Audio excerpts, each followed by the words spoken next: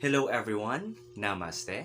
Father Joseph Lagumbay here from the Catholic Universalist Church. And for today's episode, kikilalanin natin ang isang taong napaka-interesting. Alam niyo kung bakit? Because he calls himself a spiritual atheist. Tama po yung pagkakarinig nyo, spiritual atheist. And sometimes he also calls himself spiritual but not religious. So, this is a very interesting topic. So, I hope na pakikinggan nyo ang mga sasabihin niya at the end of this video, marami tayong mapupulot na aral. Alright? But before that, kung hindi ka pa nakakapag-subscribe sa channel ko, please naman po, pakihit yung like button and then click the subscribe button as well. And then, pakiring na rin po yung notification bell nang sa ganon, pag nag-post ako ng mga video na kagaya nito, isa po kayo sa unang makakakita nito. Alright? So yeah, without further ado, intro.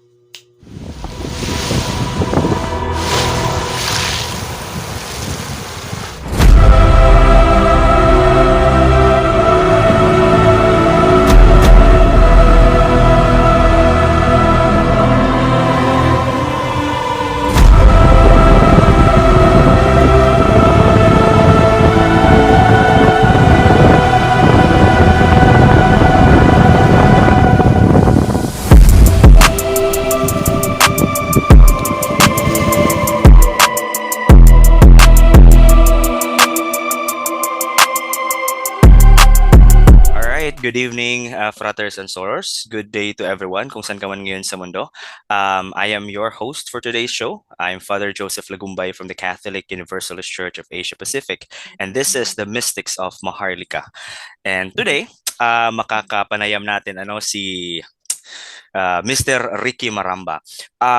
Mr. Ricky Maramba is a very, very interesting person because when we first met, I know that he is an atheist, pero sa mga posts niya at sa mga sa mga comments, parang iba yung dating. So I just realized na Mr. Ricky Maramba pala calls himself a spiritual atheist, and he is someone who is spiritual but not religious. Not religious. Yun. Actually, ganito ito. Sige, I'll give the floor na to you, sir. Sige. Sige, go. Actually, ganito, no? To slightly, explain it lang. Before, atheist, and then it became spiritual atheist, and then to make it clear, it was spiritual but not religious. Because the only atheism, by definition, is if you don't believe in God.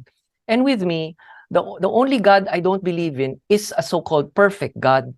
For me, perfect God cannot exist because there is suffering in the world. If there is a perfect God, there would be no suffering. Yon. But all the other gods I'm open to. Pero that time, to fit in one of the biggest, if not the biggest, atheist groups in the Philippines, I called myself atheist, but I told them exactly what I believe in. And okay naman, no? Naging officer pa nga ako dun, no? So, wow. So yun. But right now, to make it kind of clear, yun nga, I just call myself spiritual but not religious na lang. Spiritual but not religious. So, ngayon po ba, sir, hindi na mag-fit in yung term na atheist sa'yo?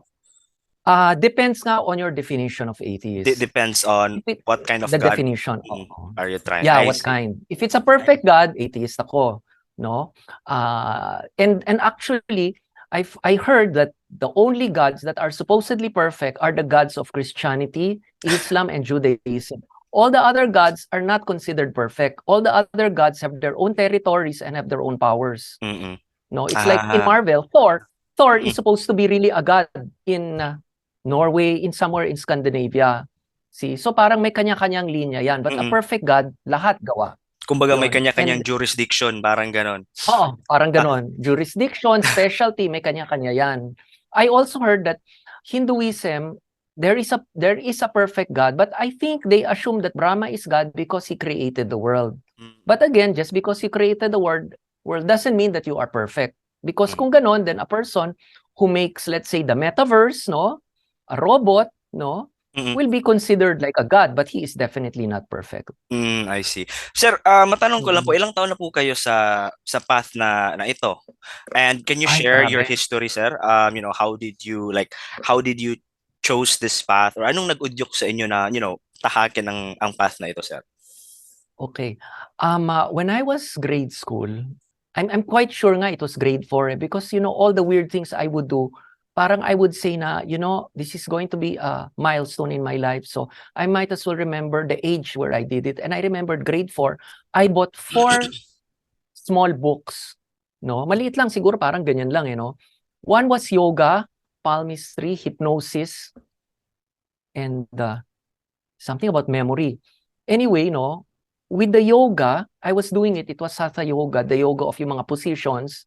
And later, I went into meditation. And for some reason, I think natanggal yung stress ko. And maybe, I started thinking differently. Now, there came a time when the big turning point was I told myself the same thing which I think Richard Dawkins also says. If I was not born a Christian, will I still be a Christian? No? And me, everything is based on truth. Walang bolahan to myself. No, I do not lie to myself. So I said, no, I don't think so. No, it is a bias to say that you are a certain religion just because you were born into it. Okay, so I told myself from that day on na for the rest of my life, I will seek the truth, even though it hurts at the beginning, because of course, it will hurt at the beginning. You feel that you made the wrong decision and all that, no? Kakainin mo yung sinabi mo, but I said, I want to know the truth. From then, I became a truth seeker. And from then, what happened was, there are so many religions claiming that their God is the best. So I said, how will I know? And I said, the common motive with all of them is that the God is all-powerful, He is good and all that. So what I told myself, since I believe that like attracts like, was something simple. I said, I will meditate on the most powerful God, on the most benevolent God, on the most knowledgeable God, and may the real God, whoever it may be, come and connect to me. No? And to make it generic, that time I was even reading about Dante Alighieri, and I remember reading about the pin of light or whatever. I said, it seems that the most generic would be light. So, yon, I ended up meditating on light, and to make it even more generic, I would not call it God, because of course God is very loaded, I would call it the source with the capital S. And later I found out several people would call it that way. So I said, the energy will come from the source, and when I transmute it on the way down, I call it the force. And that's why the first big book I made, the title was The Force. So what happens is that I was connecting to this thing, which this does not need worship. I don't know whether it's personal or impersonal, or it's just like the one which the Jedis use. Now you connect to it and you can use it, no? As you please. There's a good side, there's a bad side. And I said, bahala na what's going to happen to me. And sure enough, there were changes. I became very calm. I could sleep at will. Natanggal yung kasungitan ko. The envy natanggal. As in natanggal, okay? My ego dropped, because that's the problem with spirituality. There's this belief that you have to drop the ego. So what happened was, naging utu-utu ako for quite a while. Such na there was even a time na I had a stiff neck, and my classmate at the back was, pushing it this and this, and I wouldn't even get mad. I just smile at him. Talagang it was that bad. Until later, I felt na there has to be a balance, no? So later, I don't know, things started, coming. It's like, I don't know if it's intuition or enlightenment. And I said that, it's not correct that it's just oneness and you don't have your source of individuality. So I said there must be a balance. The feminine is the oneness, the collectivism, and the masculine is the individuality. Okay? So my meditation has two parts. One, to connect to the source, and one, to strengthen your individuality. Okay? And then later I postulated that in spirituality, there is an oscillation between collectiveness and individualism. So I believe na, like the rain cycle, we all come from this big entity, the source. It fractures for some reason. It splinters into several different consciousness, just like an amoeba splinters, or just the way a cloud has rainwater and then nagkakahiwalay. And then when we come down, we forget where we came from, the source, and we make so many crazy mistakes. And we replace our enlightenment, our knowledge, our wisdom with rationality. Okay? Until later, we come to a point now we say, something is wrong, we are getting depressed, we are looking for meaning in life, kasi hindi na tayo nakakonekta sa taas. Until later, we are in a way forced to reconnect, and then we go back. Okay, and then when we are back there, we get bored, and then we come down. So the difference is, some religions, they say, now when you go back, you're not coming down. But with me, intuitively, I believe that it is an oscillation of, you come down because you are bored, no? And then you go back up because you are burnt. So it is like an oscillation between, I forgot what I called it before, boredom and madness. You're bored when you're at the top, and then when you come down and you're crazy, mad about everything, mad as in naloloko ka na because you get attached and all that, you want to go back to ano. So it's like sleeping during the night and waking up during the day. You cannot be at the middle, okay? Like in weights also, you have to rest and then you have to play. Okay? So So the rest basically, is sir, in the source. yes, sir. So basically, sir, yung sinasabi niyo po, parang iba siya dun sa take naman ng ibang spiritual people na sinasabi nila na there is a spiritual evolution daw.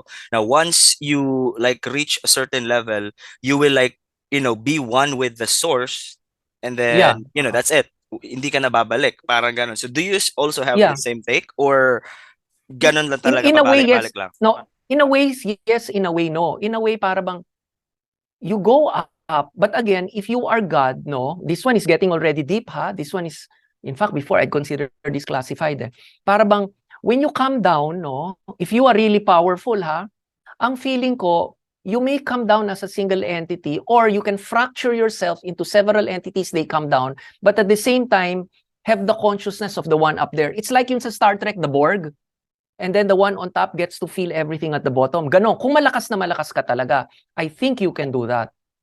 Okay? If you're not, wala. So it is like a computer. Okay? Parang ganito because they ask, which one are you? Okay? It's like this. If you're a computer, okay, here, no? Like what we're using, you're a computer, you are connected to the mainframe, you have all the passwords because your karma is clean, you can connect. Okay, who is more powerful, you or the mainframe?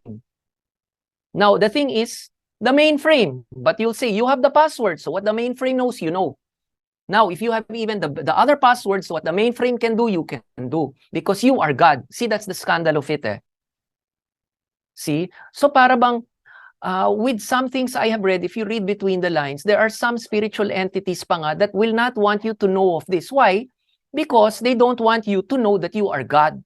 And what they are doing is they are staying at the middle as a middleman, and they are claiming that the only way to get to the source is through them. And while they are at the middle, they are making you worship them so that you are never going to know your godhood. Now, for some religions, that's blasphemous. But for some disciplines I have read, they said, no, that is true. And it is the other God who is actually Satan. There, that's the scandal. That's medyo malalim-lalim na yan. But when you think of it, the thing makes sense. Diba? It makes sense. Yeah, what you're actually saying, sir, is very similar to the Gnostic, the Gnostic take on Godhood. Yeah, that's very interesting. Yeah. Now, sir, yung tanong ko lang, since medyo 'di ba nag-iba na yung perspective nyo, so I'm quite sure you came from a family of religious people in a way. Yeah. In a way. Okay. So how did they take this, this sudden like shift in your perspective during those times na nagsisika ng ganito? Was there like Well, the family was very conservative, no? But my siblings didn't, they let me be kasi mabait naman ako no? And of course, my parents were freaking out, no? And however, there was a time when I felt na wala na, nakaya ko na. Because I already knew how to answer to their, their questions, no? And as my scandalous friend said, no? She goes, you have to put them in their place. So when I learned how to do that, wala na. Talagang kontrolado. Kasi at the beginning, they will, maybe with good intentions, they will gaslight you. But later, mapapaisip ka and you will say, hindi, tama talaga ako. And that's the advice I'm going to give to all those seekers na, alam nyo, kapag tama kayo. Kasi minsan talagang these people who will gaslight you to tell you na hindi, nasa demonyo kayo and all that, no? Minsan sila naman talaga ang mali Okay? So if you really feel na tama ka, no? Panindigan mo na tama ka, pero huwag ka namang gulo. Hayaan mo na lang sila. Ganun Sir, na lang ang advice ko sa kanila. In this path that you are taking, sir, what was like, your syempre, diba, this is a path. So when you say a path, it's a road. So what were like the breakdowns and let's say the breakthroughs that has happened to you? Like the major ones. Okay, wait ha. Medyo marami yan, no? But, it's going to be so hard to believe eh. So, I'll try to just share the more believable ones. Sige, Well, sige. okay ha. Well, yun nga, no? One was that, no? Okay, grade school. And then I got into all sorts of, things on divination and all eh. But my frustration was I was doing all that, but I wasn't psychic. Until one day, I was talking to a phone pal. And this is how, I still remember nga her name, but let's not mention it here, no? And all of a sudden, Kamasomon. I had this idea of how she looked. So I couldn't, I had to ask her. I said, wait, sige, I'll tell her at least first name. I said, Fanny, I might as well ask you. It's bothering me what? Are you white with freckles, with a round face, with brown hair and brown eyes? That's specific, huh? She goes, yeah, how did you know? I said, oh my God. Damn. And then I go, the one you're wearing, your clothes, it's white with blue and red piping on the sleeves. Doon ako nagkamali, blue and red piping on the sleeves. However, the distinct thing is, parang it's like a sailor. Yung parang nasa likod, that thing, no? It's like a sailor. And she goes, yeah. Now, when I finally visited her at the house, that's exactly how she looked. But the clothes, I didn't bother to ask her. And when I talked to my cousin, who psychic, she goes, congratulations, you're one of us. Yeah, that's what she said. So, from that day on, medyo lumakas. And then, I met someone who taught me. And I didn't know, but it was so damn scandalous at that time. That was what? If now I'm 60, I think I was 18 at that time. So imagine that's 42 years ago. And what he taught me later, it's only less than 5 years ago that I found out that what he was teaching me was Gnosticism. And he was telling me, I see. yeah, imagine 42 years ago, ha? And he said, Ricky, don't tell anybody, they will not understand. And I had to close my mouth for that long, okay? And these were the things, eh. He said, Ricky, even if you pray for Jesus Christ, it does not mean that you're connected to Jesus Christ, because there may be other entities which are yung impostors. And I said it makes sense because all of these people, they claim they pray to Jesus Christ for this, that. Jesus Christ, I want him to fall in love with me and all that. I mean, are you crazy? Do you actually think that your God is going to ano difference yan sa panggagayuma, di ba? Ganun naman eh. So it kind of made sense. That's why with me, whenever I meditate, I always make sure I am pure of heart, and I make sure na walang nasasagasaan, and I'm very strict about this idea of no, ano ba ito? Yung no infringement. Never I do that, no. And as of now, very, very calm. I don't get jealous. I don't get envious. I don't get stressed, hardly. I usually can sleep, no. And I don't feel unhappy. I don't feel sad. I cry, but when I cry, it's due to tears of joy. No, it's never tears of happiness. Like yan, aminin ko, in Avatar, both avatars, I cried the whole time, beginning to end, because it was very touching for me, no? But yung sadness, no. Wala na, no? So, after a while, you even feel guilty na, how come I can't experience the things which other people feel? Like, even romantic love, wala na. Wala na, no? And some girls are so pissed na, bakit hindi ka manligaw? And then I go, ayoko eh. Kung gusto rin niya ako, di bakit pa ako manliligaw? Yung it's ibang-iba na talaga the way you think, Ibang level na yung mindset. Iba na, oo. Iba na, oo. And then like if they say, pasensya na Ricky, I have a guy, I say, oh, sorry for bothering you, I'm happy for you. And then someone tells me, gago ka Ricky, she likes you. I said, gago ba siya? I don't want being tested. Yung ganon, for me, it's normal. But for other people, parang, they say, Ricky, may saltik ka. Or Ricky, you don't love them enough. And wala na eh, nakakainis eh. But one day, and sometimes, talagang totoo yan, you cry na, why are you different? Until one day I told myself, Ricky, you decide. Do you want to be normal and have all the stupid problems they have? Di ba? You know naman how these people, or do you want na, weirdo ka nga, wala makaintindi sa'yo, pero wala kang mga problema, masaya ka palagi, at palagi kang kinikilig at in love na, you don't need a woman, or you don't have to need children. And I said, I pick the latter. Talagang when I decided there, yun na, no? But of course, you see the others and you feel out of place. There are only a few people who can understand me. But it took several years for them to understand me, no? And, but yun, of course you feel out of place. Pero, Wala akong problema eh. Sa totoo lang eh, see? And also the thing na this idea of running after money, wala. You're gonna like ambition, wala rin. And then when you come to think of it, I don't see ambition as a virtue in any spiritual book.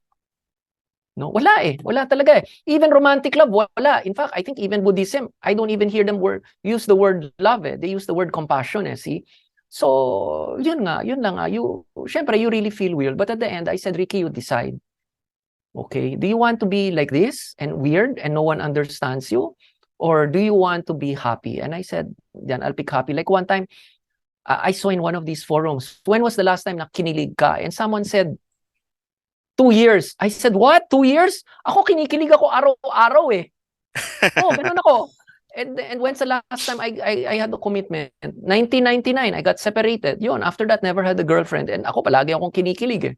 Makinig lang ako ng love song, madali, kikiligin ako. Yung ganun, it's easy to trigger. While the others, wala. I said, I'd rather be like this. I don't care if they call me weird, no? Yun, so yun, that's the weird kind of spirituality I have. Yeah, very, very, very interesting talaga si Ricky. I'm quite sure, no? Maybe not that many, but merong mga kagaya nyo po na pinagdadaanan pa right now, yung mga pinagdaanan niyo po. So, since you mentioned earlier, you are already 60 years old. Nadulas ka kanina. Dual Hindi, citizen. okay lang yan. Dual citizen. So, di ba, you've been in this path for quite long, like, weirduhan yung mga tao sa you, and you also realize that you are somewhat weird, but there are other people who are in the same place as you are right now. I mean, maybe you were like years ago, and they might need guidance. So ano pong mensahe nyo para sa mga tao na may similar case or may similar path, o na perhaps maybe some words of wisdom or guidance para sa kanila? And if you offer, let's say, mentorship or discipleship, whatever you want to call that, how can they contact you po? Sige ha. Okay, first the tips is when someone tries to gaslight you or telling you nasa demonyo ka and all, do not believe them. You really think for yourself. Mabait ka ba talagang tao o hindi? Meron ka ba nasasagasaan o hindi? Kung wala ka nasasagasaan, usually there is nothing wrong naman. Okay? And do not convince yourself na wala kang sinasagasaan kung talaga meron kang sinasagasaan. Like yan nga, magdadasal ka para, this guy or girl will fall in love with you. Walang ganunan. Walang ganunan ha. Kasi for me, that's infringement. Even if you feel that you are good for him or her, bawal yan eh. Okay? That's one thing. And then the thing is, do not try to convert too many people because sometimes you cannot because it's not their time.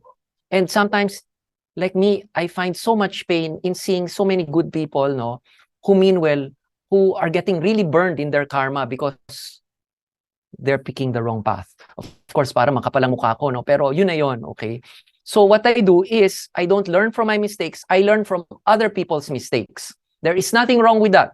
Okay? You listen to a lot of people, you listen to all their problems with their boyfriends, girlfriends, and that's why, di ba, a lot of single people, they're able to give good advice, no? Kasi ganun yun eh.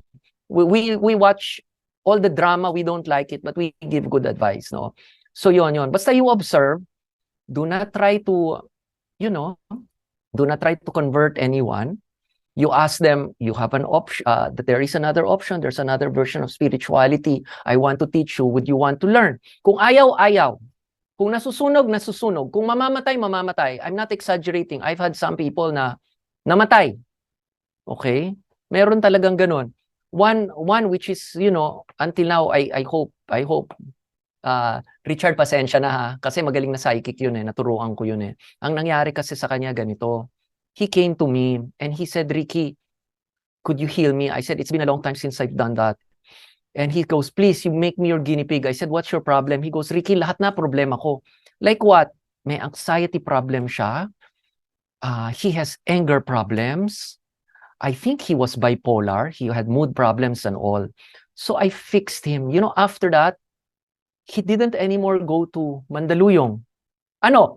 He didn't for a while. Okay?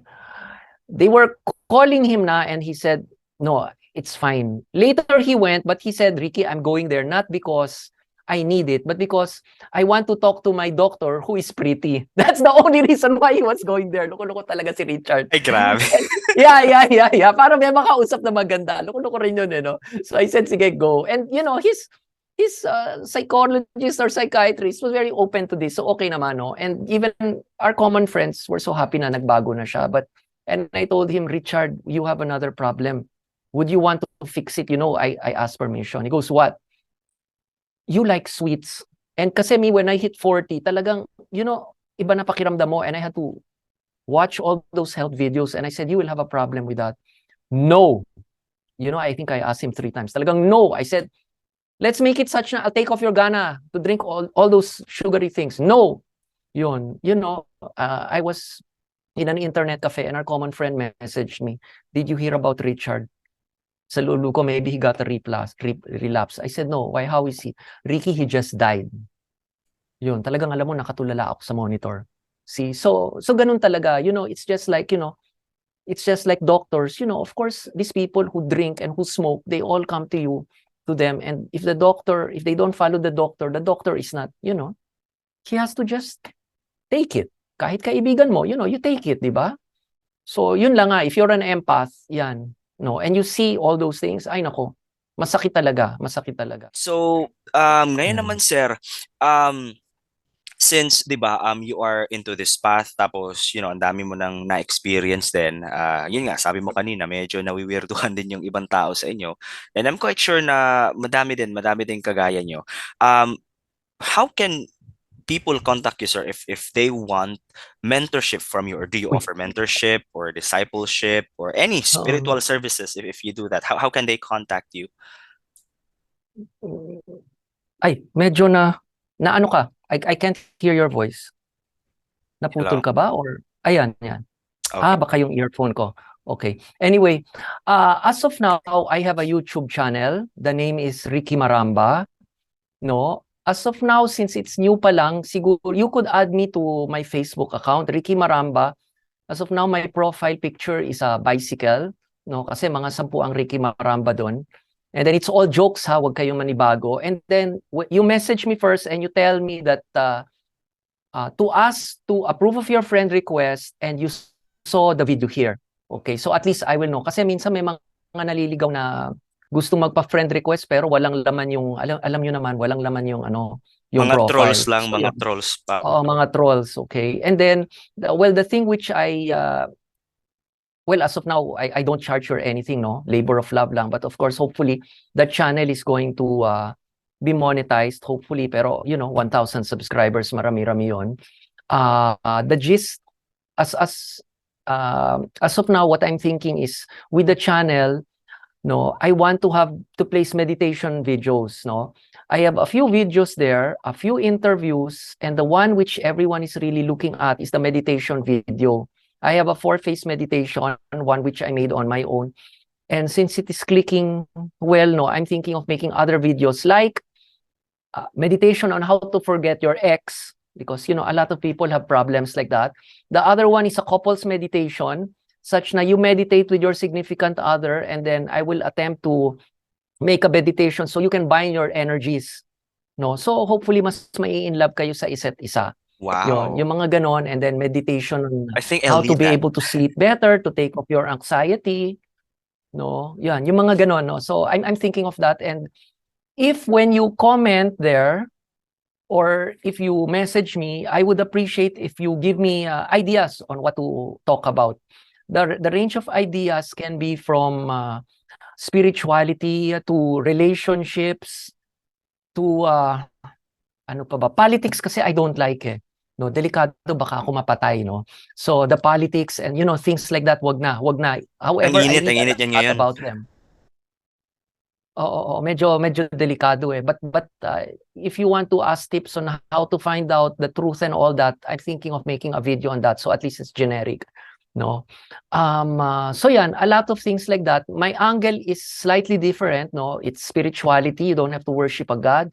You're just going to connect to an energy source. I'm going to teach you like karma, what makes it such that your connection to the source breaks down, okay? When you have bad intentions, you're not doing it out of love, or when you're stressed, yan, humihina yung connection and things don't go your way, and natatanggal yung happiness nyo. So yun. And then the other thing which other people find a little hard to believe, but I have managed to do it, is sometimes kasi, like this is in the relationship side, no? I also intend to make a video on this, no? And you can ask questions also in sa relationship, is sometimes there are handsome men and women who for some reason don't have a boyfriend or a girlfriend, even if they want to. And there is nothing wrong with them. Okay? And the reason why is because there is something in their aura which isn't exactly, not naman palatable, pero hindi type nung the person who they want to, like, haven't you noticed na may magaganda dyan pero walang dating? Yun. May magaganda at mga pogi na walang dating. Okay? Okay. There are some people na hindi naman gwapo, hindi naman maganda, pero ang ganda-ganda ng dating, you feel like talking to them, even though they still haven't given you eye contact, or even though they have not opened their mouth. So yan, me, as an empath, I have noticed, I have seen that happen, and I think I know why that happened. So I want to come out with a video to teach that and to make a meditation such that you will be more attractive to the opposite sex, or the opposite sex will feel more comfortable with you. Yun. Boss no? Ricky, aabangan talaga namin yan. So sure na Oo, sure. yung mga Oo, ganyan. kasi Oo. ang daming magaganda at mga pogi dyan na walang girlfriend, walang boyfriend. Wala Wala. namang problema sa kanila, di ba? Oo. May pera naman, may Oo. naman. Pero ba't ganon? At matino So, naman. matino naman. Yun Oo, nga, yun yun. nga. And Maybe there's something wrong. yeah. And then this idea na, why do women like bad boys and not good boys? Yan, I also intend to explain that. And how come some men, ang trip naman nila, ganun rin. They like damaged women. Ayaw nila kumuha ng babaeng matino. And mukhang matino, pero later they find out na, like this, di ba? There are some men and women na kaka-break lang nila, and then the next person they fall in love with, halos parehas yung ugali dun sa ex nila. Parang bakit ganun? They always attract the same kind. Yon, I also intend to talk about that. So, lahat yan, from the spiritual to the relationship, yan, I want to talk about that. No, kasi very few people will, also want to touch on that. Ganun. All right, Sir Ricky, thank you so much, sir, for your time. We really appreciate it. At I'm sure na maraming napulot na aral itong mga kaibigan natin na nanonood sa video na ito ngayon. Talaga. Sir Ricky, thank you for sharing your wisdom today. Once again, this has been Father Joseph from the Mystics of Maharlika saying Namaste. God bless everyone. Sa pag-uusap namin ni Sir Ricky Maramba, madami po ako na-realize. Isa na doon ang katotohanan na lahat pala ng tao ay mga atheists. This may sound weird, but we are all atheists. Okay? So I'll prove it to you, ha? If you are a Christian and you don't believe in the Greeks or Roman gods, then technically you are an atheist to those gods. Okay? So yes, you have your God, you worship your God, but you are still technically an atheist. So katulad din ni Sir Ricky Maramba, he does not believe in a perfect God. However, he believes that, there are maybe some gods and goddesses having their own jurisdictions controlling a certain, let's say, a certain area. So, mahalaga ito because everyone technically has their own belief system, di ba? It just so happened that Sir Ricky Maramba believes in that. It just so happened that I'm a Christian. At sa mga nanonood ngayon, maybe it just so happened that you're a Muslim, you're a Hindu, you're a Buddhist, or whatever you want to call yourself. But at the end of the day, it is not our beliefs that matter. It is actually our behavior towards others that truly matters. Alam nyo kasi, ang spirituality ay napaka-diverse. Now, ang paniniwala ni Sir Ricky Maramba, that's his personal experience. He's also using his logical thinking, di ba? So, kung titingnan natin yung mga atheist, may pinaniniwalaan sila.